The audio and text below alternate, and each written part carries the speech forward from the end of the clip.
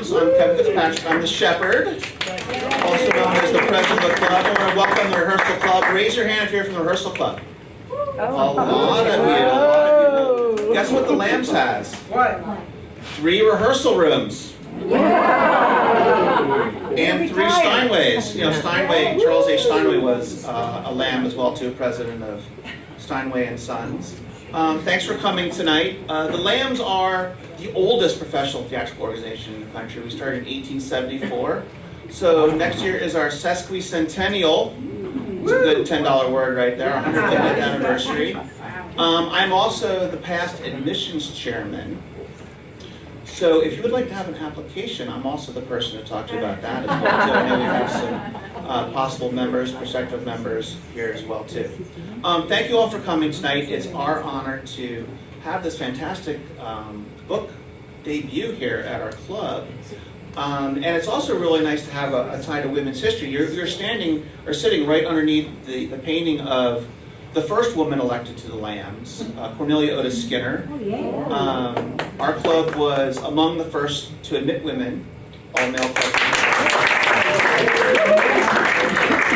We didn't have to be sued to do that, unlike some other clubs, which I won't mention here. Got other club. Players Club.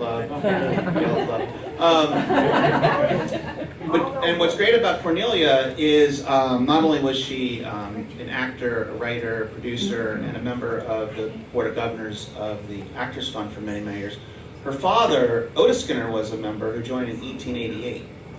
Wow. So it's nice to continue that tradition. And now our club is 50% women, 50-50, pretty right on the border. We're on a recruiting binge right now. We've added 30 new members in 2023. Great. Many junior theatricals, those are members under 40. But we don't discriminate on any kind of basis any longer. But if anybody has any questions about the club, I'm happy to talk about it after. I would love for you guys to join us in the pub on floor 2M for a post-reception celebration. They will accept your credit cards. You never turn those down. I won't make any comments about who our other members are in the building, but we are guests of other clubs that are in this 3 West Club. And I'm really happy you guys didn't get lost and go to our other clubhouse. We did. 41st. Oh, somebody did? We did. Half of us. It's okay. We've only been here since 1976, you know, long before Google. But I would love to introduce our fellow Lamb tonight, our producer. And in the Lamb, so I'm the shepherd, the vice president is the boy, and when you're the producer event, you're called the collie. And our collie is Leslie Middlebrook. Please welcome Leslie.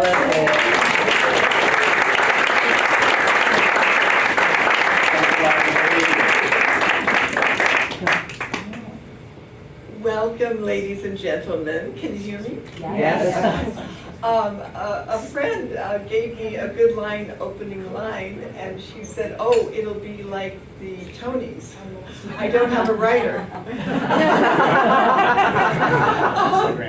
And so this is very ad-lib. When I realized that my very good friend Denise Pence Bookbar had organized this incredible organization and book, I thought, well, there's such a connection to the Lambs. And she spent, many, many years bringing this book to pass. And she worked with multiple committees of original Rehearsal Club members and residents. Most of them were living there in the 1970s. Maybe a little before in the 60s and 70s. The Rehearsal Club started in 1913. Wow. So 2013 was their 100th anniversary. And it closed in 1979. And then many, many, many years later, Denise and a few other original charter members thought of the idea of reviving it. And they made 501c organization. And then she thought of organizing this book. No. And it took about 5 to 6 years to put together, with many meetings and writings, and they finally made it come to pass. And about 3 weeks ago, there was the book launch at the Museum of Broadway, which I was at, and it was wonderful. And then there are many members here that were not original charter members, but there are members of the current 501c Rehearsal Club, myself included. And I joined because of Denise and because of Terry Baum, who is here, and she was a friend from many years ago, our early years in show business. We used to audition for the same parts. Tall. She is the illustrator of this book. She did practically all the illustrations. Not all, she said, but almost all. And she's here in the audience. And in addition, we have members, residents, I should say, of the current Rehearsal Club.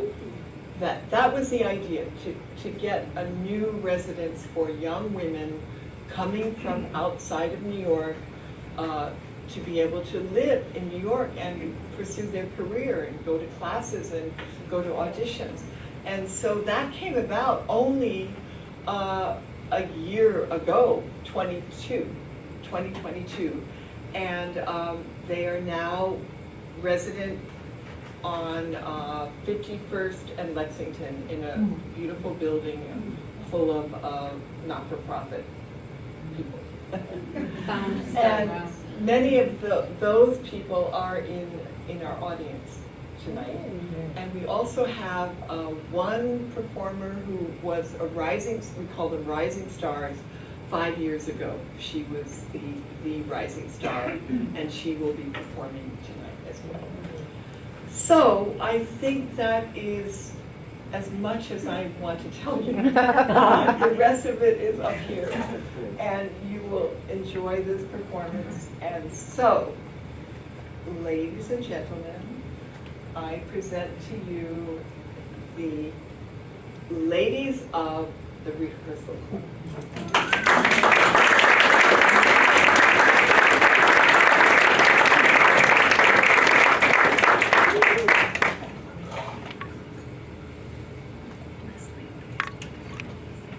This is a trailer to the documentary. It'll take a little bit to set it up.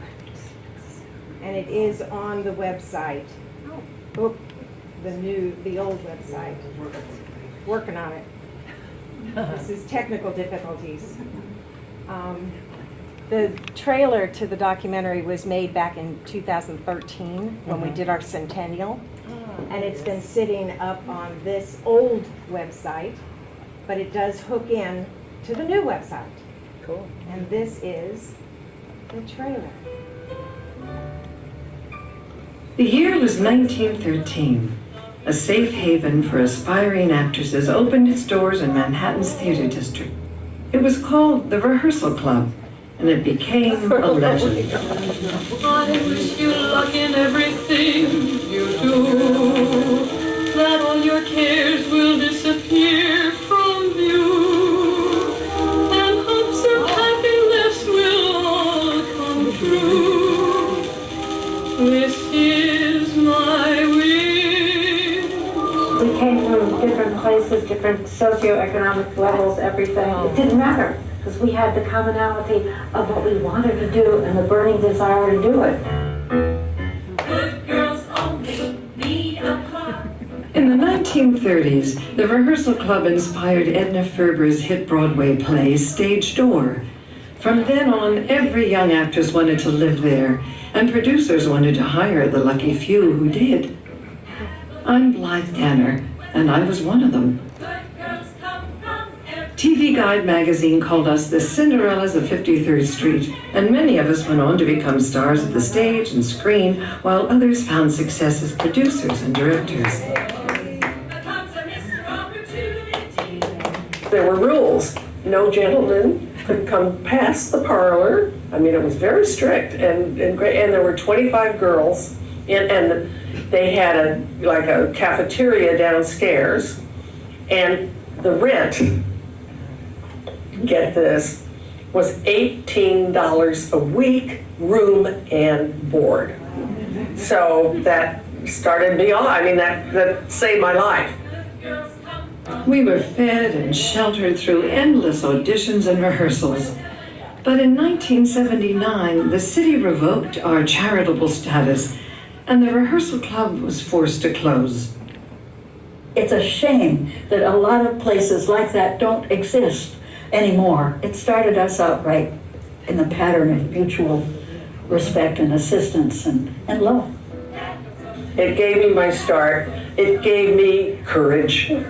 It gave me hope and all of that. Yeah, it was great. I hope they'll do another Rehearsal Club soon.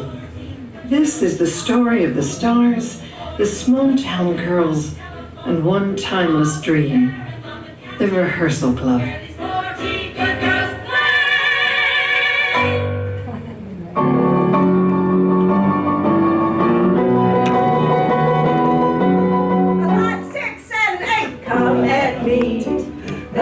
The year was 1950. A safe harbor inspiring actors opened its doors at once. It was called the Rehearsal Club. It became a dancing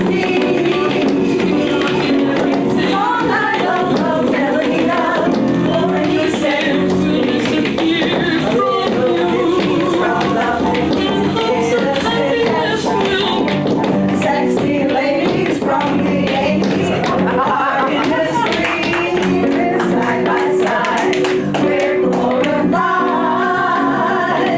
When the underworld can meet the elite, 42nd Street, it's the song I love, the melody of, that's 42nd Street.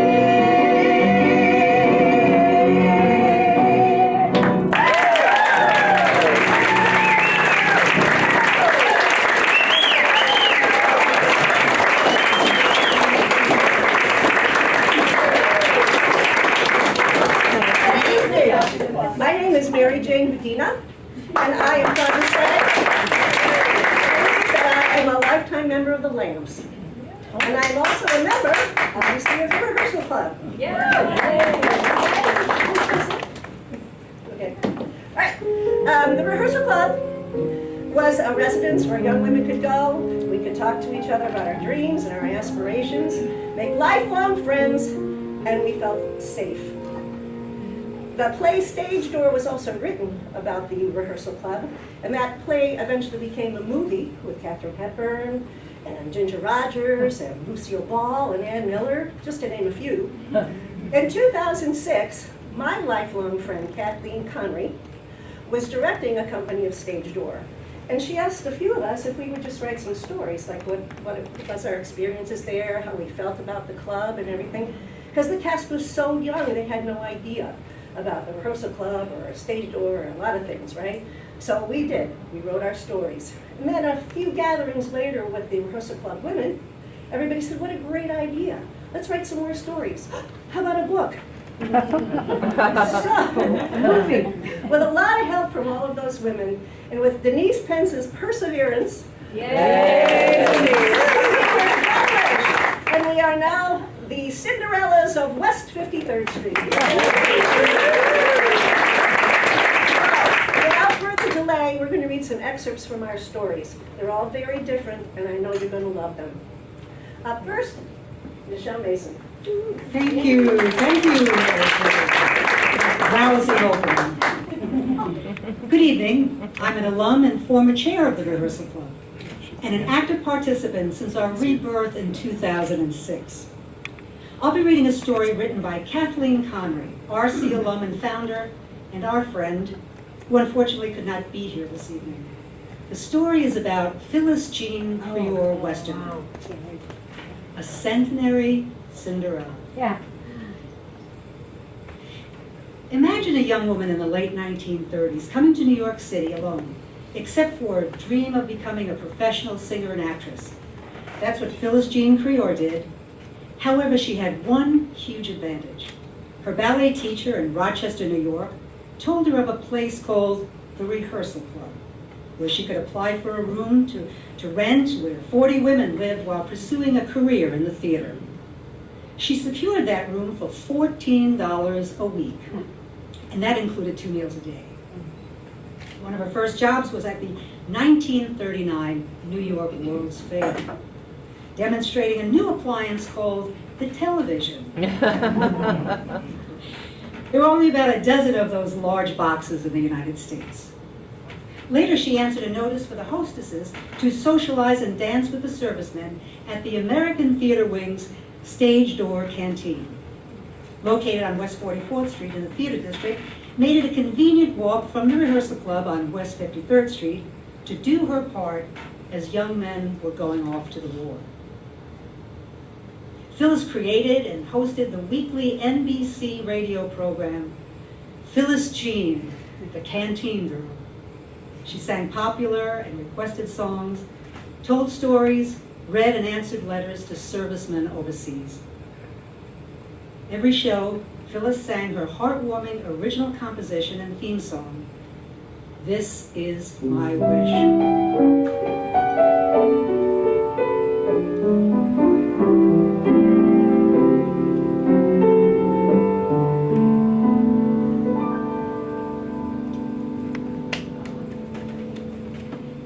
She acted in numerous radio programs dramatizing the lives of young men and how the war was affecting them. Recordings of these vintage radio programs are still available to listen to at the Paley Center for Media, just a block away from where Phyllis had lived at the Rehearsal Club. In 2012, the New York Historical Society included a documentary on the Canteen Girl, which Phyllis attended with many of her newfound Rehearsal Club sisters, and many of us are here this evening. And Jane Clain from the Paley Center was there that night too. Kathy lived at the Rehearsal Club for a few months in 1966 when she first came to New York to pursue her dream. She says, "I couldn't imagine that connection decades later would lead to meeting another RC resident and sister in the world of women with dreams."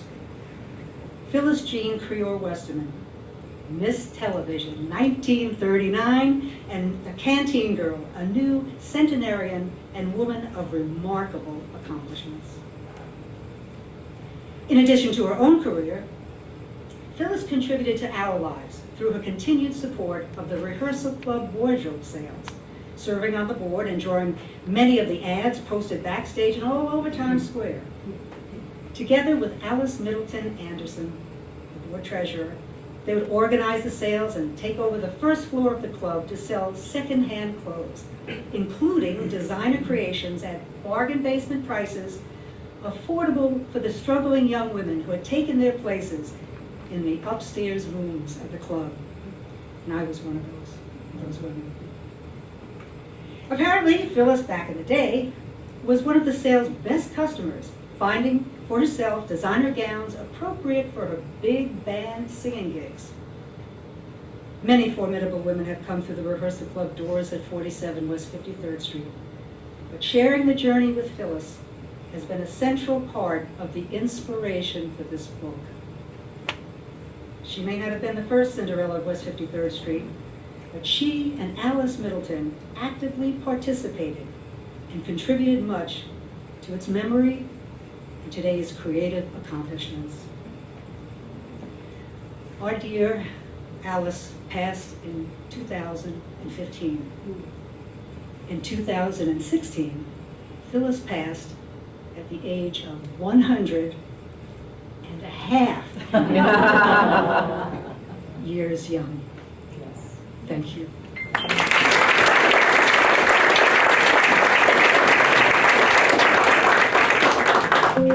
And now I'd like to introduce a talented and a beautiful woman in every sense of the way. Diane Finley.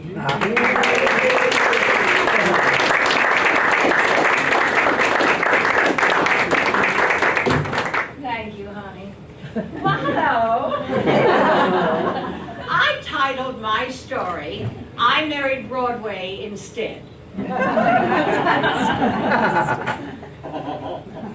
I lived at the Rehearsal Club in 1965. Wow, 1965. That year changed my life, or shall I say began my life? At least that's how I see it. I graduated from high school in 1960 and went directly into the world of show business. Well, actually, that's not quite true. First, I went to cosmetology school, so God forbid if I didn't make it in show business. I would always have a profession to fall back on. One that was very creative, and I must say, has really served me greatly over the years. I signed with an agent almost immediately, and I started doing industrial shows that were very popular back in the 60s, 70s, 80s. Producers had us singing about everything: tractors, cars, airplanes, you name it, I sang it. Then in 1964, I fell in love, and I said yes to marry the man of my dreams. But down deep inside of my tummy, that always tells me the truth even to this day if I listen to it, there is a little problem. You see, my fiancé didn't want me in show business. Then one day, the phone rang. And it was my agent with an audition for the immediately replacement in the musical of Hello, Darling. Oh boy, what do I do now? Well, of course, I went to the audition. I didn't tell anyone I was going, only God and my agent. So God, this is the deal. I'm going to that audition, and if I don't get the job, okay, I get it. It's a sign from you. I'll get married, I'll get barefoot, I'll get pregnant, but if I get this job, we're going to talk. My audition was at noon. I actually auditioned for David Merrick and Gower Champion. I was so happy I could barely breathe. There I was on a Broadway stage singing my little heart out, but I did not get that job. As I was walking back to the Port of Authority feeling like I wish I were dead, I heard George Martin, the stage manager of Hello, Dolly, calling my name. Turned out that the girl that was their first choice had a conflict. I was the second choice, and I got the job.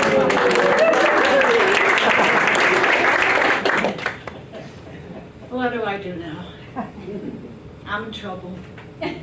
I went home and through my tears, I told my mom and dad what I had done. And my wonderful dad suggested I call my fiancé and ask him over for a family discussion. Well, my dad was chilling the bottle of delightful champagne, and my mother was making a cold shrimp, my favorite, when my fiancé arrived, and we had our family discussion. Dad and I explained that my love for the theater and presented the argument. I mean, why simply couldn't I do both? But sadly, that's simply not what my fiancé wanted. So my daddy poured our champagne. The room got really silent. My dad stood up and simply said to my fiancé, Peter, I believe this is a deal breaker. There's the door. Wow, good dad. He did. Good daddy. I never looked back. I had the blessing of my parents and the man upstairs. And that's when I found the Rehearsal Club. I was a very lucky lady. It's been 58 years since I lived at the Rehearsal Club. I found that hard to believe because it seems like only yesterday when I was young and adorable and had a dream and a song in my heart. I'm happy to tell you all that after 58 years as a member of Actors Equity, I continue to have a song in my heart and my dreams have come true. I am still a working actor. I'm a very blessed woman.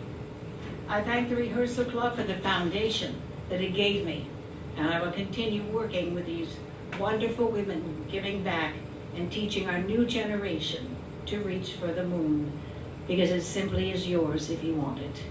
Thank you. Thank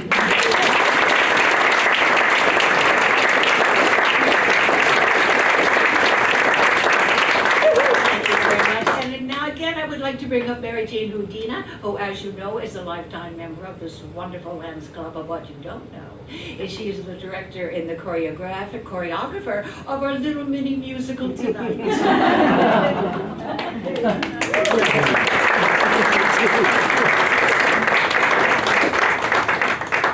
Hello again. Okay, the name of my story is I've Arrived.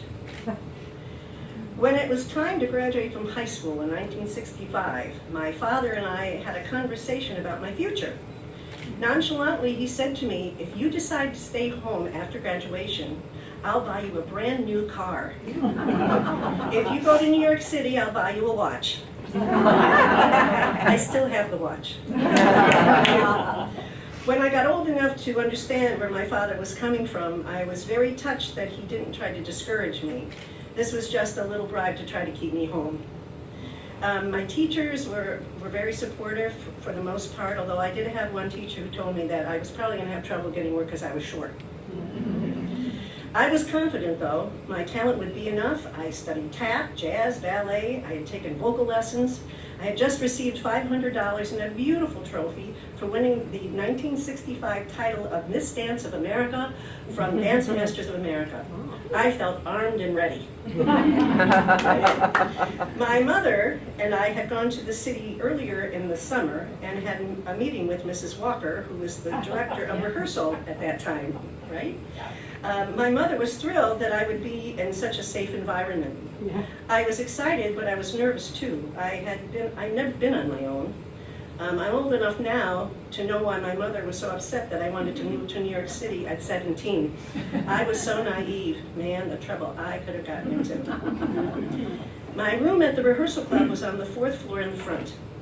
It was great because you could see everything that was going on 53rd Street. The hot dog vendors, the well-dressed men and women going to work, a beggar now and then, hippies. And once in a while you'd see a couple holding hands and kissing. There was also a guy dressed in a Viking hat with a staff and a sandwich board, I think. He was called the Moondoggie. He usually walked on 6th Avenue and hovered around 56th Street. It was all so new and exciting. All the girls seemed so sophisticated to me at first. I was a little intimidated. But after just 2 days in New York City, I auditioned for the national tour of Funny Girl, and I got it. Wow. I got my equity card through an open call. Wow. Not only was I going to dance in the show, I was given the role of Bubbles. I was so excited when I went home to the Rehearsal Club that day. The girls couldn't have been happier for me. They were almost as excited as I was.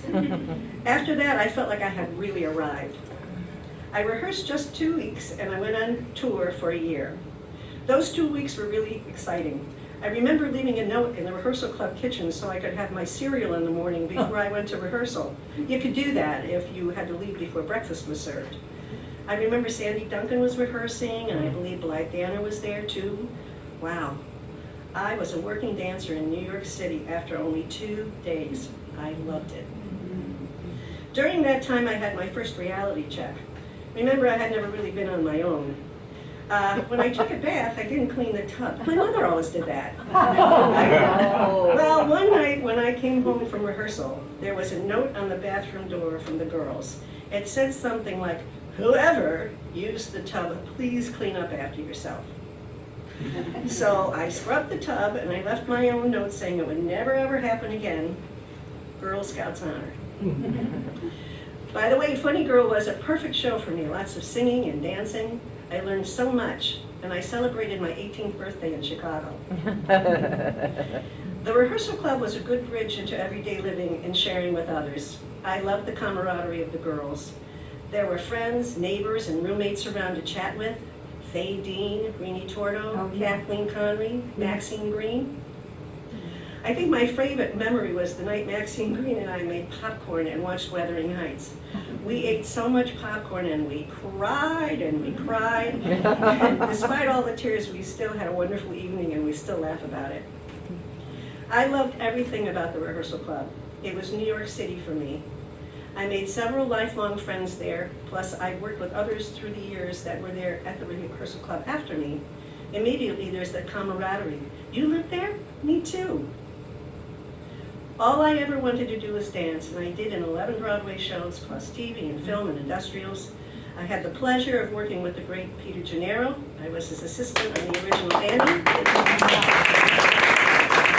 And with my friend Nancy Dalton, we did his cabaret act. Today, I direct and choreograph, and I've always taught dance somewhere. I love passing the information on to the new generation of dancers, and it's gratifying to know that I can do what I love to do and I get paid for it. Yeah. Writing this has brought back wonderful memories. A balmy fall day walking on Fifth Avenue, home to the Rehearsal Club, and I felt so grown up. There was no place like the Rehearsal Club for young girls. I feel lucky to have lived there. Thank you.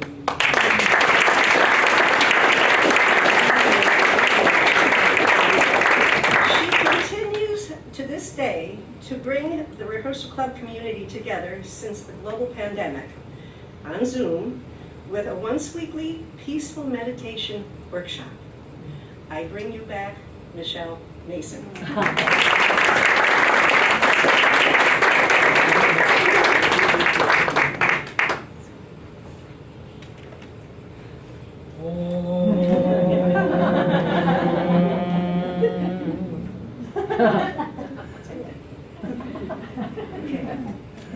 Hello again.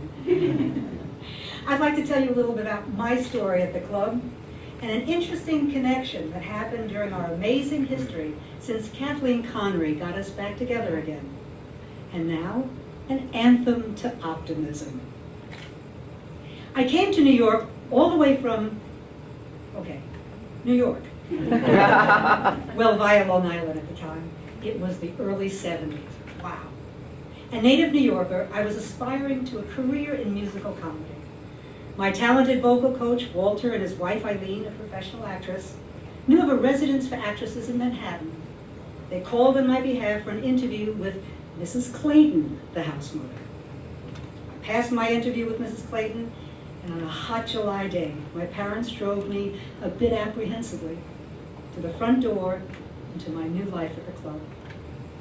I ascended the wooden stairs to the third floor front room, and it was just the beginning of meeting some of the incredible girls, the women of the Rehearsal Club. I awoke early each morning to go downstairs for early breakfast and to vocalize and run songs at the piano in the practice room. Then it was off to my civilian gig, a waitress job at the iconic restaurant Schraff's on Madison Avenue. Then to vocal coaching, acting classes, auditions, then late dinner at the club. Phew! I admit, I prayed for a show. Prayed at St. Malachi's, the Actors Chapel on 49th Street, and in the pews of St. Patrick's, not too far from the club. I lived at the club for about 2.5 years. There were equity shows, I was in and out of town, yet always to return to the Rehearsal Club and my friends. It was time to share our experiences, our laughter, sometimes tears. Today we have the privilege to meet and know many RC women who have lived there across time. I shared the friendship and love of dear Phyllis Jean Creole Westerman, World War II canteen girl, our centenary Cinderella. Phyllis always had a special place in her heart for the club. To raise money for the club in the 70s, Phyllis helped coordinate the Rehearsal Club wardrobe sales. She worked side by side with Alice Middleton Anderson, an endearing woman of deep faith and devoted to the club. They, along with other RC women, did the planning, publicity, artwork, and sales. I saved up my pennies and bought a beautiful red gown for $50, generously donated by Carol Burnett. I didn't know its history at the time, where she wore it, when she wore it. Then in 2015, Carol was in New York with a Q&A stage show, Laughter and Reflection, and happily I was in the audience. A number of classic scenes were shown from the Carol Burnett show. Then, a lost episode clip came on screen, and I shrieked, "It's the dress!"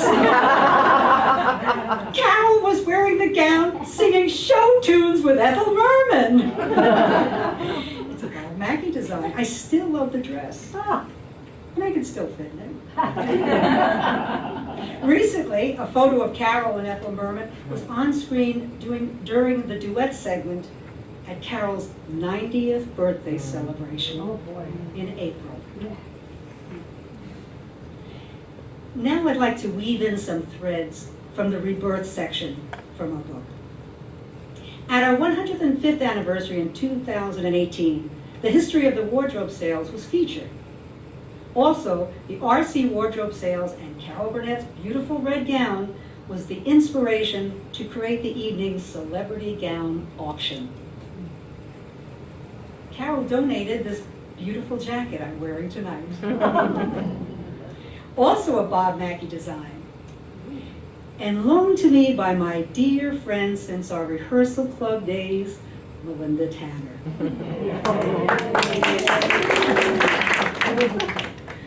Who bought it that very evening. RC alums Blythe Danner, who was honored with our legacy key, and alum Kim Cottrell, and our RC friends Anita Gillette and Cheetah Rivera eagerly donated too.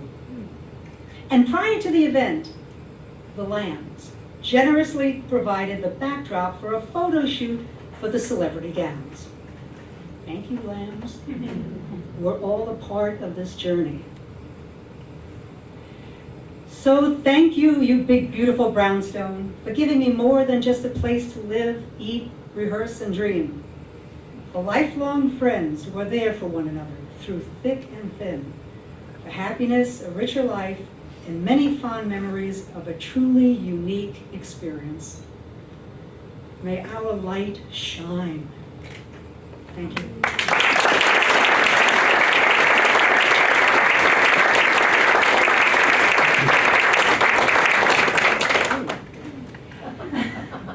And speaking of shining lights, I'd like to introduce Julia Adams, a bright light and our rising star since 2018. And her star continues to rise. Ladies and gentlemen, Julia Adams.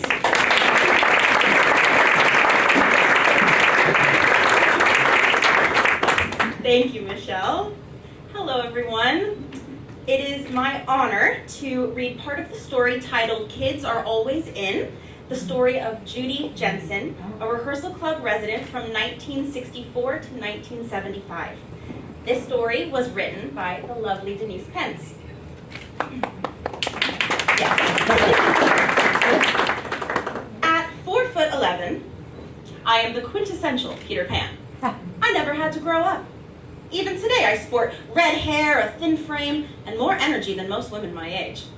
When our rehearsal club women came together again in 2006, I remember one of the girls saying, "I remember you.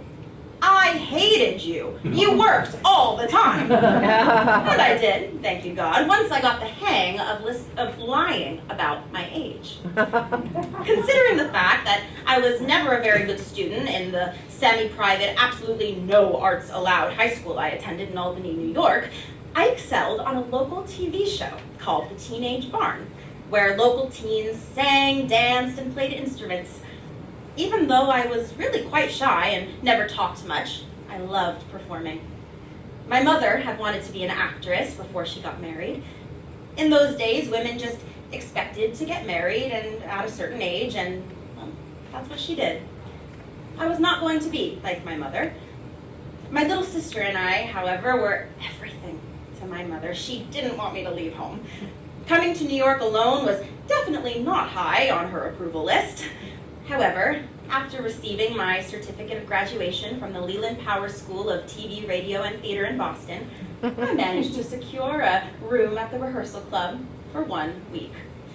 What my mother didn't know wouldn't hurt, and I was sure once I moved in, Mrs. Boardman, the house mother at the time, would allow me to stay. No such luck. She threw me out. Which brings us to life lesson number 1. Persistence is key to getting what you want. Since I hated cooking, I continued to drop in for brunch and dinner at the Rehearsal Club. Who could beat some of the best cooking in town for only 50 cents, $1 for dinner, and 10 cents for each additional item outside that limit? Of course, I would make it a point to visit with Mrs. Boardman on a regular basis. It was on one of those casual visits that Mrs. Boardman learned I had booked the Patty Duke show, and miraculously, a room suddenly became available. And I stayed on and off for the next decade. Now, life lesson number 2, lie about your age. When you look like a teenager, don't tell a casting director you're really in your 20s. That's how I lost jobs. My first rejection went something like this. Come in, dear. You're perfect for something I'm working on. How old are you, dear? 22. Oh, you're much too old.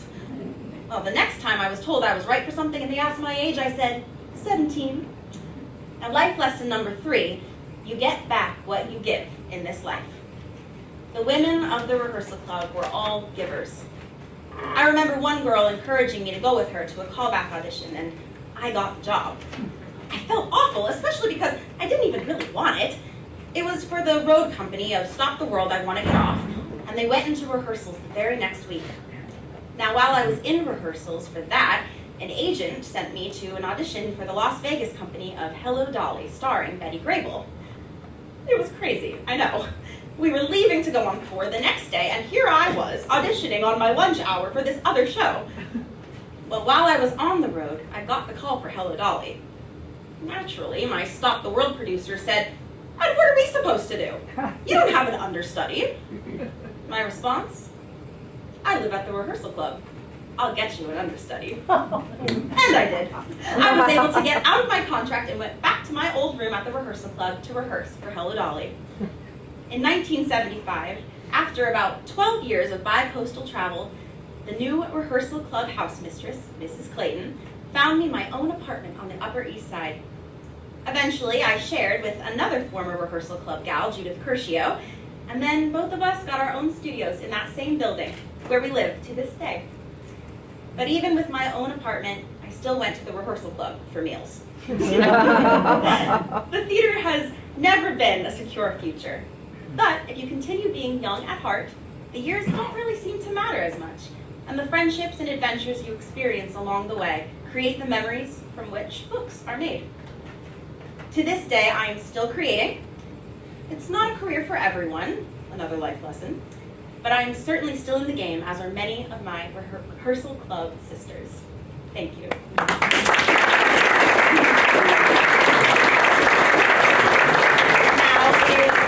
Pleasure to introduce Charla Hayen. She is the artist of the beautiful Rehearsal Club cards included in each of the books brought here tonight. It's connected actually to a Match the Memoirs game because each of the icons on the card reflects a story in the book. Charlotte.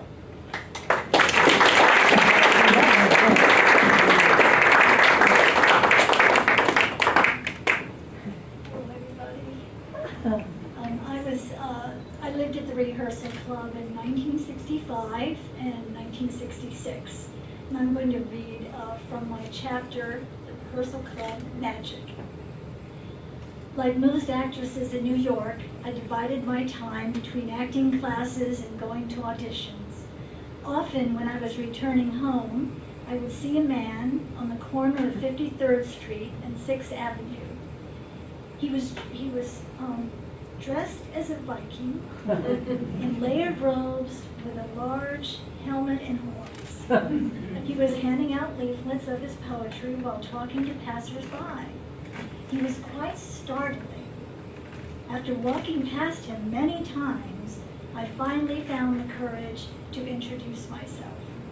I discovered he was blind, but quite independent. And each day I would stop to have a conversation. His name was Moondog, a poet and composer, and we soon became friends.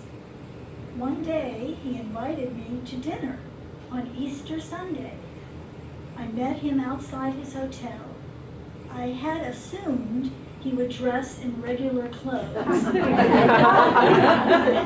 But he appeared in his Viking outfit.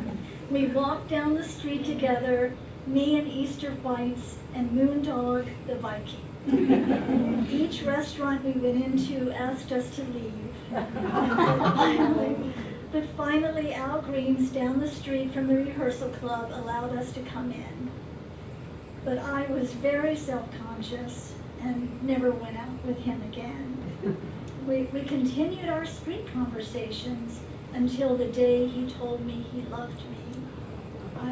I'm ashamed to say I never spoke to him again, an action I will always regret.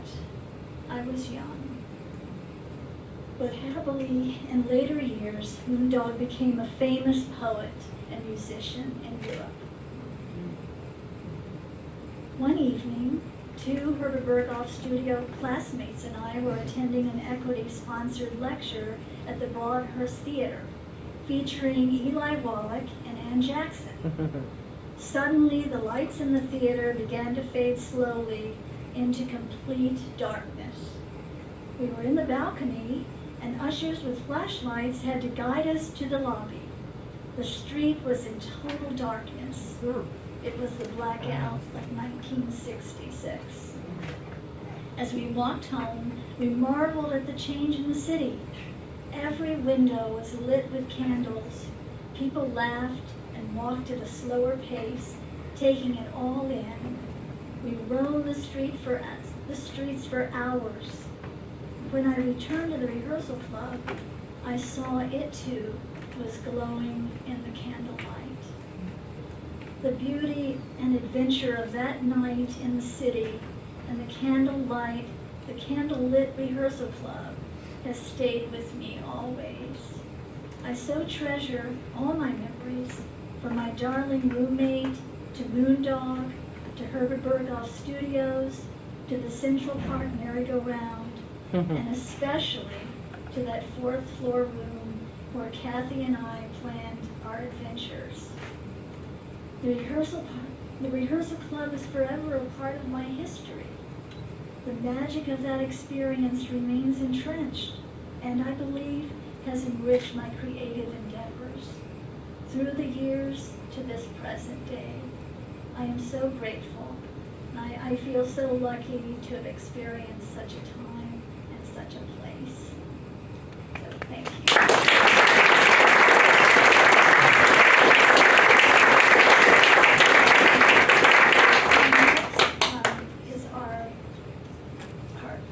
Very own Rockette extraordinaire, Donnell.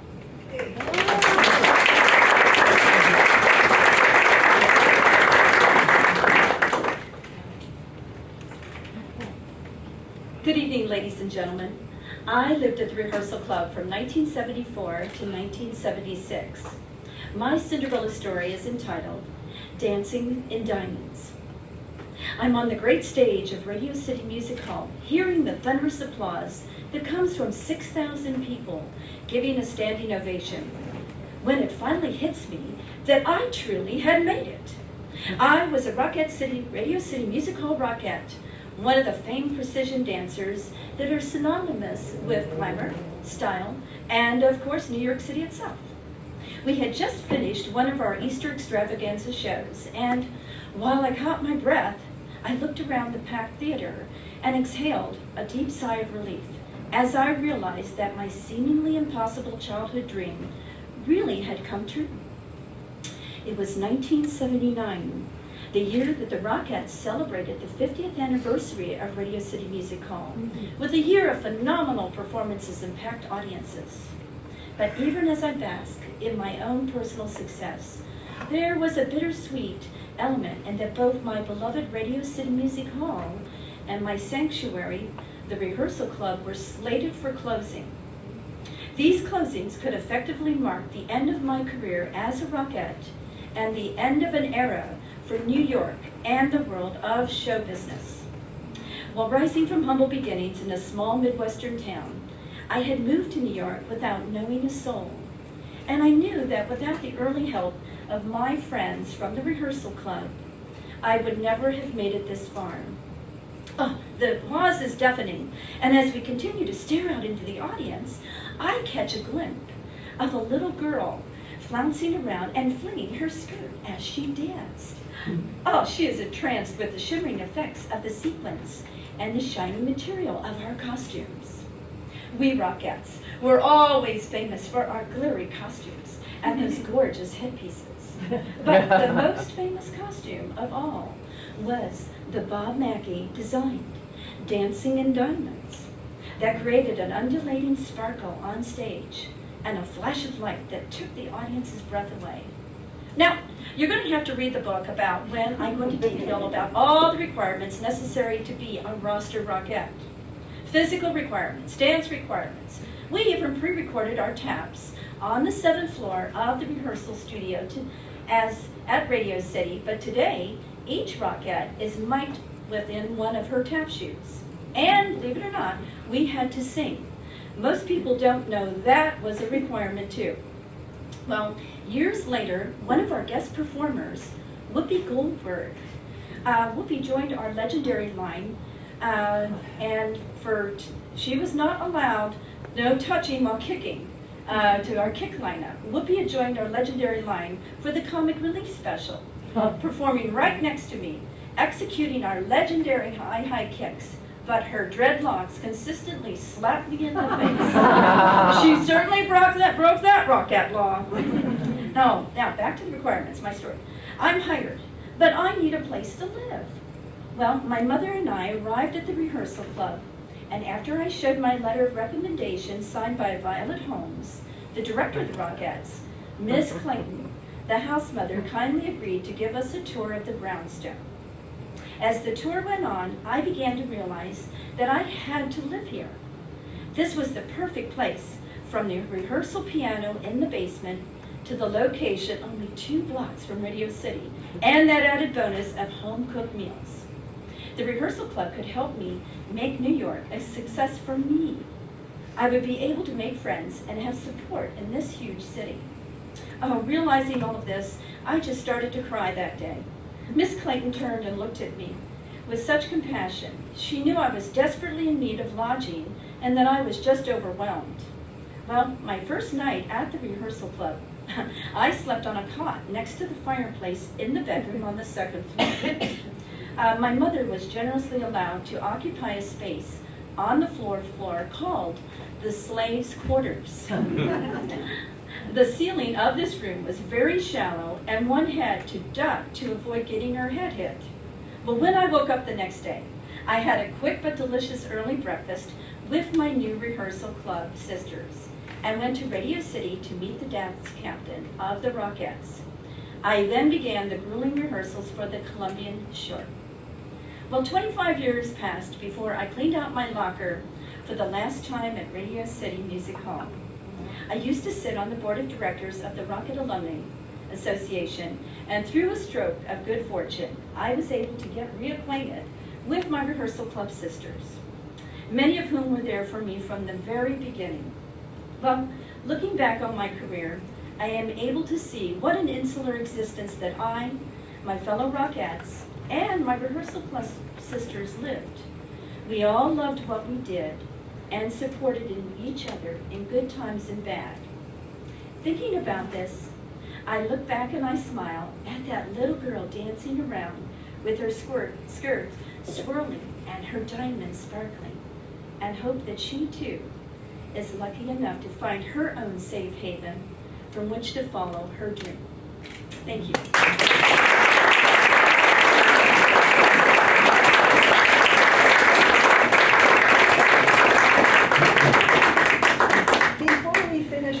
I just want to thank you all for coming. I want to thank all of our Rehearsal Club sisters who came to support us. And I want to thank my friend and our musical conductor today, Steve Weber.